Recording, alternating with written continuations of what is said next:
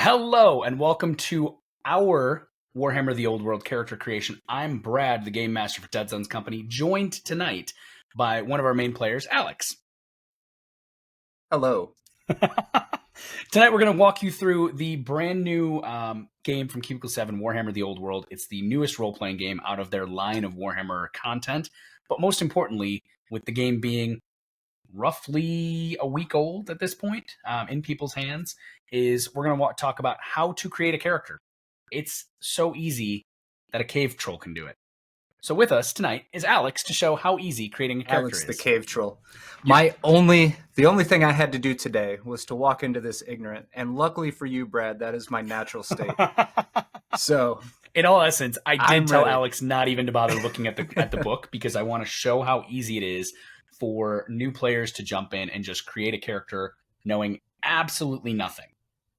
So we're not going to regale you with spiels of what the old world is. If you're here, you know what it is. You want to see how characters are created. You want to see what the steps are. So Alex, let's just jump right into this and let's have you make a character for Warhammer the Old World. With character creation. So for those of you who have your player's guide, character creation begins on page 12 with a little bit of preamble that talks about some of the basics. One of the good things about the Old World is that they do cover just the bare minimum details of what some of the things you're going to be creating into your character mean. First and foremost, Alex, your character is going to have a set of characteristics. When it comes to playing the game, the characteristic number dictates how many die you roll in your die pool against different tests that I would throw at you as the game master. Your skill under that characteristic, that value is a different number, and that's the number that you have to beat on the die to succeed or tie. So if your skill is a 4 and your characteristic is a 3, you're going to roll 3 die, and the goal would be to get a 4 or less. Pretty simple. Mm-hmm. You need to know that because that's a big part of, as you go to create your character, how you tailor your character to what you want to do. The very first step you have to do is you have to determine your character's origin.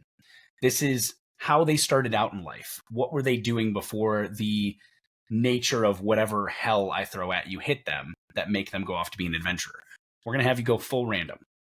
When you create an origin, it'll dictate your character's starting characteristics, your skill ratings, your talents, your lores, and your fate. So it dictates pretty much everything you need.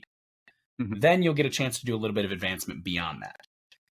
If you go to choose your origin at creation, you can do so. Or you can roll randomly, and if you take the random result, you get 1 experience. And I know what you're thinking. You might be going, that's nothing.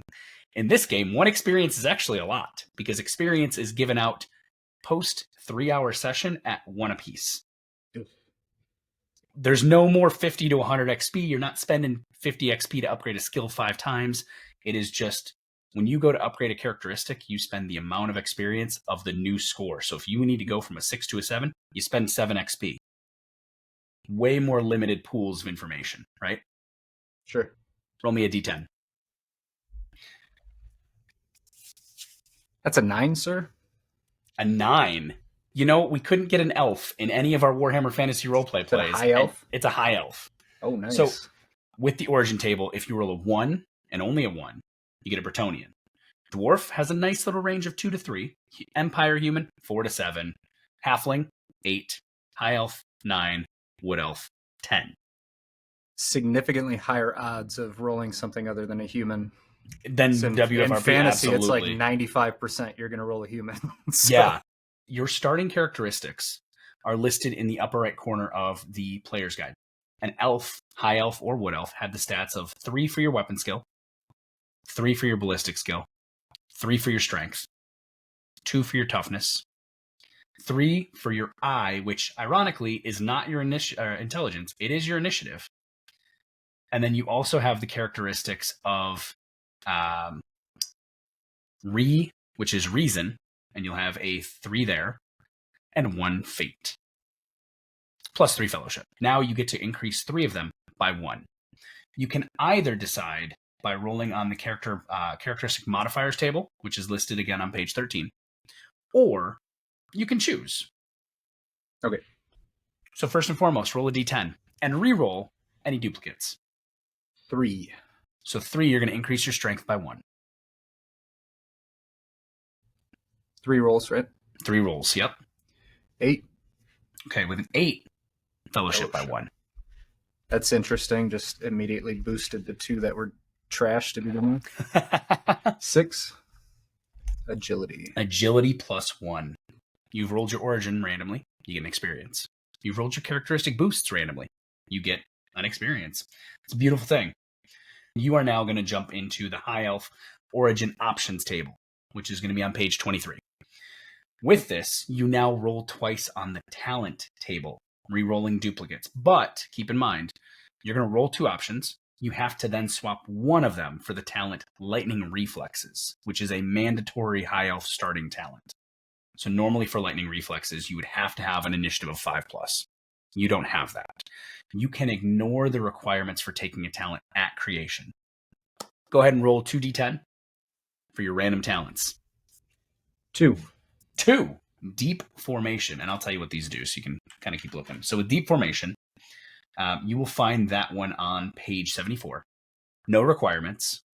There is little to oppose a cavalry charge is how it starts. But what it says is if you're holding a spear or other short-range melee weapon and an ally in your zone is charged, they gain plus 1d, which is plus 1 die, to their test to oppose that opponent's melee test.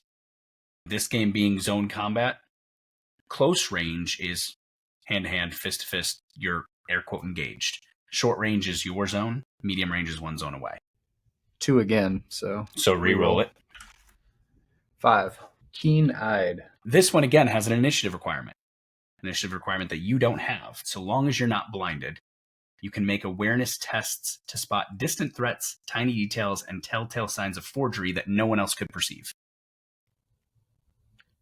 I think right now Keen-eyed kind of aligns more with Lightning Reflexes. There you go. The way I'm seeing it. So I'm going to give up Deep Formation. That makes sense. With Deep Formation not having a requirement, you can pick that up at any time for a couple experience points. So not a bad move.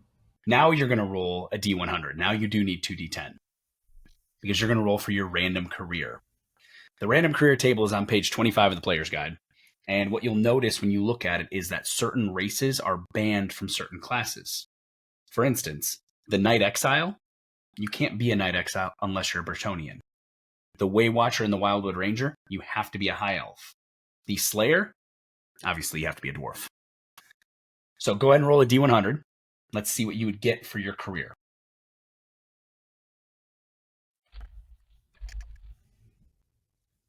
63. 63. Okay. So one big thing to call out here is, unlike in Warhammer Fantasy Roleplay, you only have 2 options here. You either roll it and take it for an experience, or you go pick a career. You don't get to roll 3 and pick the best one. With a 63, though, you, my friend, would be a merchant. Yeah. What is the, what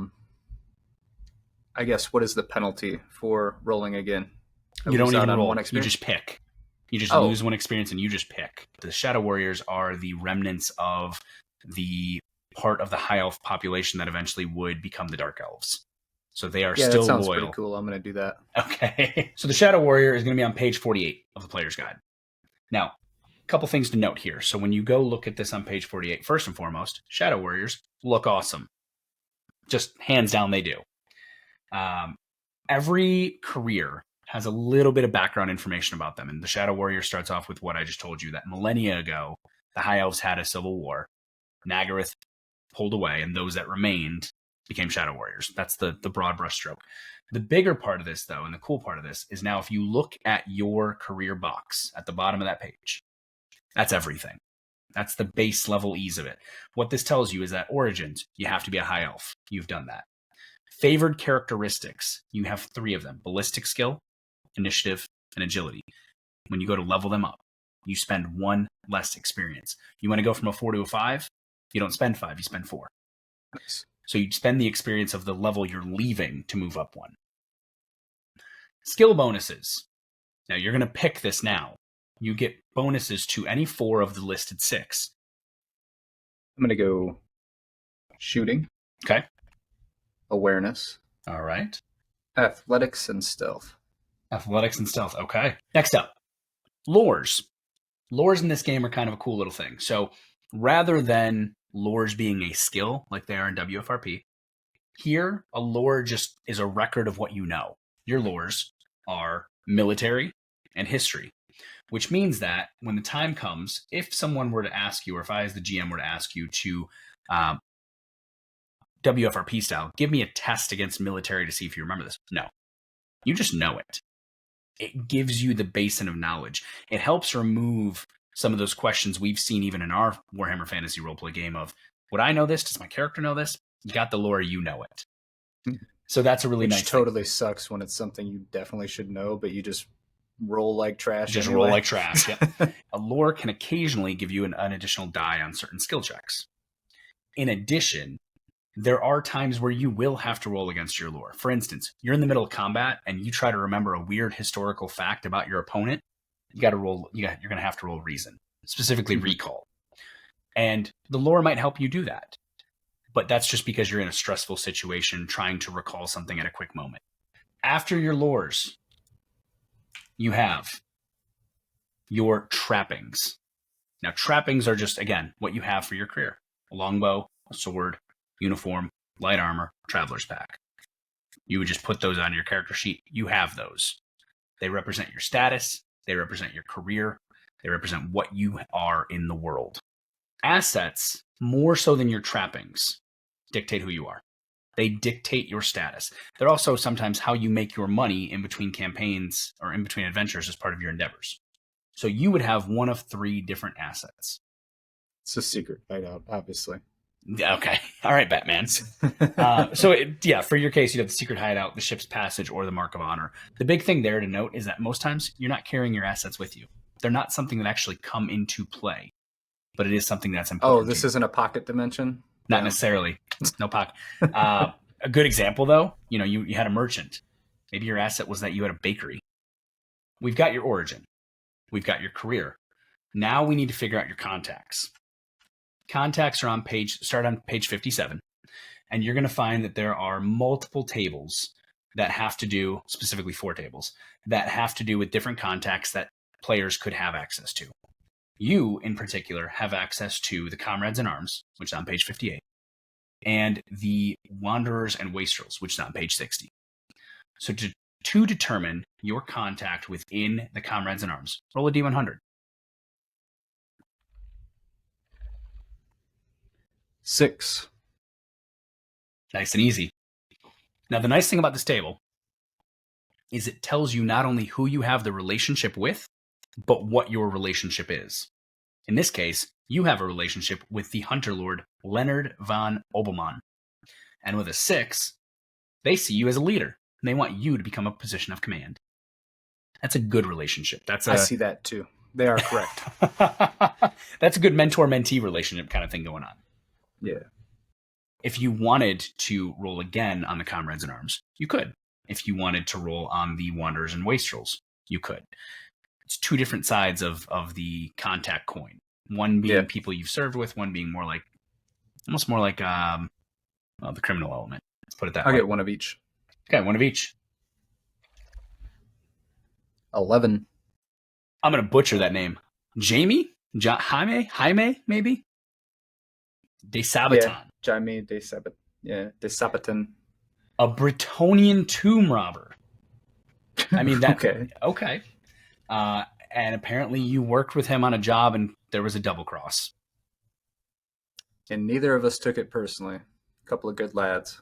I mean, maybe the Bretonnian did. When you're a tomb robber, you got to be expecting some double crossing here and there. So those in the campaign, those would end up being your comrades going forward, your contacts, the people you could lean on. The big thing about your contacts is there's no bonus experience for taking the random choices. This is just meant to help you kind of spur some ideas. If you're not happy with them, talk to your game master about them. Find ideas that work better. Make sure they fit with the campaign you're going to play. And that's how you advance that going forward. After contacts, you would have 2 more steps that you would take. First and foremost, finishing touches. First is that you can choose one of the following with 3 different options. You can increase a skill from 3 to 4, or if you have skills in the 2, you can increase 2 skills from 2 to 3, outside of what you already did for your career. So outside of the skill advances you already had. Second option is you could gain another talent by, again, rolling on the origin table. You could go back to the high elf talent table and roll again. Third, you can roll on the random asset table, which is listed here on page 61. If you do that, you use the column that corresponds to your status being brass. You could spend an experience to roll at a silver tier, but one of the big things about this game is that if you're carrying around assets outside of your tier, it could make you the target being robbed. It could make you get questioned by authorities. Very much, again, status matters. It is a Warhammer game. But once you pick one of those three, you would then mark your speed onto your character sheet, mark your resilience by adding your toughness to any armor that you have, which you have light armor. And you would then go ahead, name, details, connections, etc. There are random tables for if you don't want to do the steps of creation. You want to get your physique given to you, roll a d10 on the physique table, which for elves is on page 62. You want to get some weird quirks and accessories to talk about your character, roll a d10 on page 63 and take the caked on mud stains that never leave your clothes as an elf. You need to figure out some relationships with another character in the party. There's a d10 table for that. Essentially, there's a lot of steps there to try to help expedite character creation, make it quick and easy to plug yourself into a group if you die, when you die, and go from there. Step 5, and this is the most important one, you start playing. The Grim Portent begins next. The group goes out and handles what I call the session 0 of the game, which we're going to learn more about when the GM guide comes out soon. And then you're in, you're running, you're off to the races. And that's how you create a character. So easy. Alex can do it. I wasn't going to say it. Oh, well, thank you so much for joining us. This is how you create a character for Warhammer the Old World, the newest setting from Cubicle 7. We're excited to start playing it soon and excited to bring you guys our actual play when we do so. Until next time, we're Dead Sons Company.